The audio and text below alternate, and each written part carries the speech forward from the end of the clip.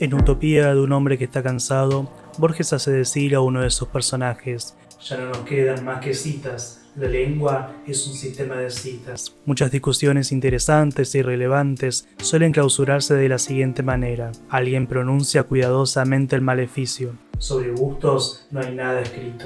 Y eso es todo, no hay nada más que decir. Bueno, en realidad, creo que lejos de no haber nada escrito sobre gustos, casi que no se ha escrito sobre otra cosa. Desde luego que cualquier intención totalizante a la hora de discurrir sobre las preferencias es una empresa destinada al ridículo, o quizá a transformarse en esa vaga entidad omnipresente que llamamos la opinión pública. Depende de cuán hegemónico sea el enunciador, claro. En este sentido, el final de la serie Game of Thrones suscitó valoraciones negativas por parte de representantes de todos los cultos. Pero lo que aquí pretendo es caminar en dirección opuesta al paradigma del me gusta, no me gusta, y compartir una minúscula píldora sobre un detalle que me llamó la atención en los últimos 2 episodios de la 8ª y última temporada.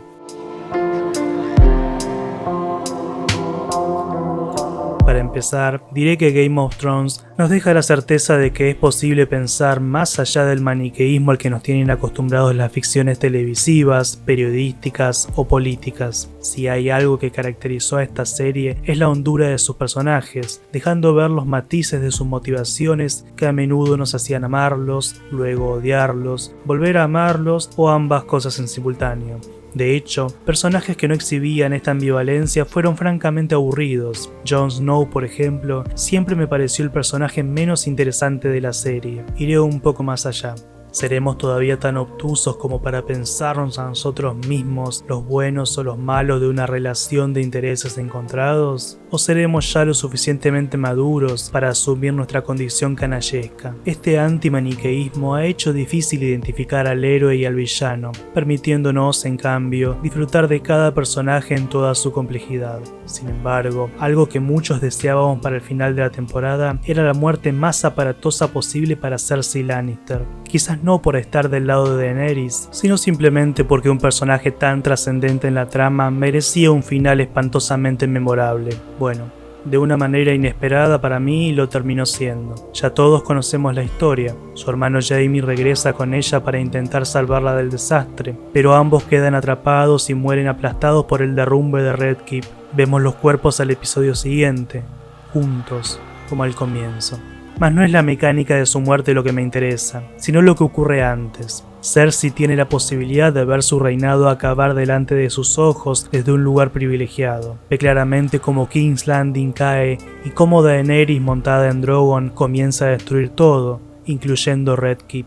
En un principio permanece escéptica, aferrada a la fútil esperanza de una flecha oportuna. Qyburn la devuelve a la realidad y la vemos llorar.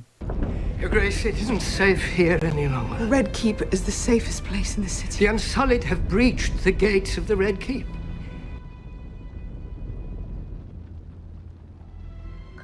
No de impotencia, creo yo. Es más bien el llanto de quien está triste. Y aquí es donde sucede algo asombroso, pero perfectamente explicable. Cersei, ya derrotada, no muere inmediatamente. Su derrota se prolonga, consecuencias de batalla y destrucción intercaladas hasta el final del episodio. Podemos ver su intento de huida, ya en soledad. Está totalmente desorientada y fuera de sí. Casi podríamos decir que no comprende bien lo que está sucediendo y que se mueve por inercia, hasta que aparece Jaime.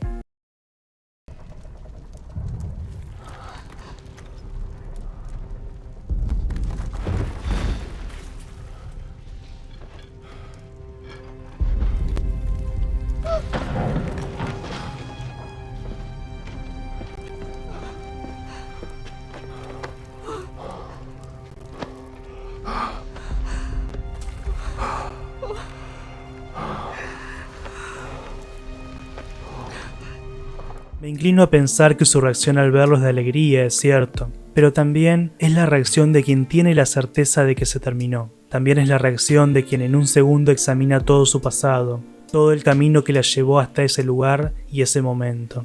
Nosotros, los espectadores, también recorremos ese camino junto a ella, por última vez.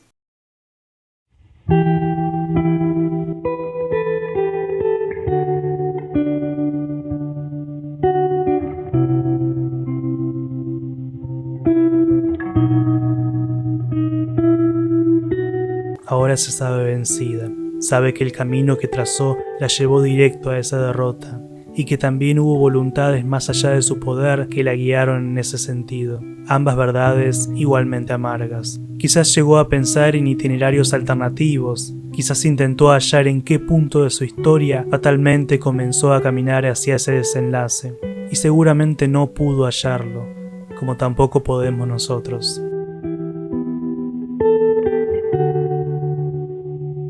El gran impacto de la muerte de Cersei es que el episodio nos da tiempo para contemplar su derrota y empatizar con ella. ¿Cómo? Empatizar con semejante persona, capaz de las atrocidades más indecibles. Don't let me die, Jake. Please don't let me die. Please don't let me die. I don't want to die. Look at me. Not like this. Not like this. Not like this. Look me in the eye. Don't look away. Don't look. Look at me. Just look at me. Nothing else matters. Nothing else matters. Only us.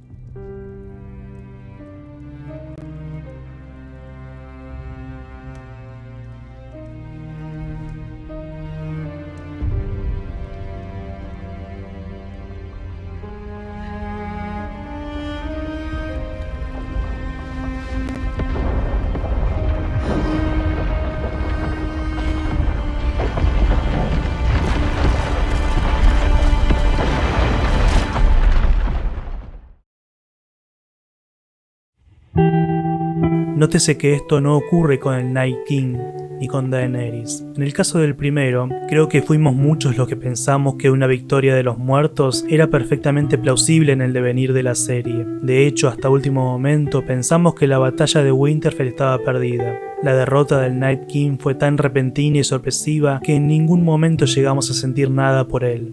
Además, nunca conocimos la hondura de sus motivaciones. Por otro lado, con Daenerys, ya transformada en villana, ocurre algo similar. Nunca pudimos ver la prolongación de su derrota. Ella muere, Drogon derrite el trono y ya estamos asistiendo a la continuidad política de Westeros.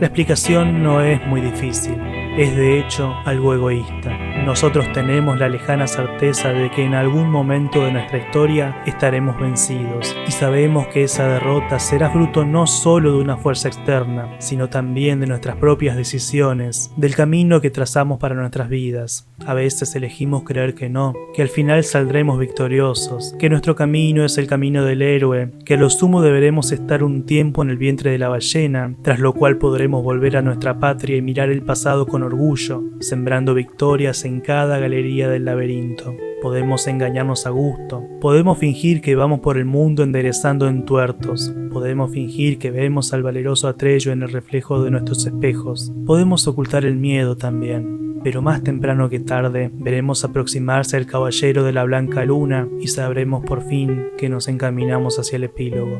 Lo sabemos, nos sabemos vencidos, y eso nos hermana, estamos solos y nuestro fin se acerca.